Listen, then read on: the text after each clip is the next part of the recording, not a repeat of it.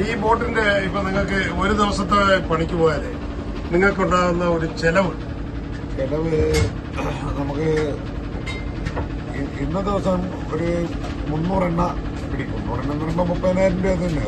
പിന്നെ ഒരു 10 രൂപ ഒരു 5 രൂപ പാറ്റ കാപ്പിക്കാശെല്ലാം കൂടെ ഗ്രേഡ് പിന്നെ കമ്മീഷൻ, പിന്നെ ഐസ് തരേണ്ട 200 ഐസായ 200 ഐസ് പിന്നെ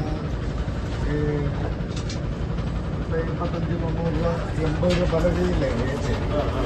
അങ്ങനെ 85 രൂപ 90 രൂപ റേറ്റ് ഉണ്ട് ഐസിന്. എങ്ങനെ പോയാലും 50 രൂപ ചെലവ് വരും. 50,000 രൂപ ഒരു ദിവസം. ഇപ്പോഴത്തെ സീസൺ ആയതുകൊണ്ട് ചെലവ് കൂടും. കാരണം നമുക്ക് നോർമലായിട്ട് കുറച്ചിട്ട് അടിക്കാൻ പറ്റില്ല.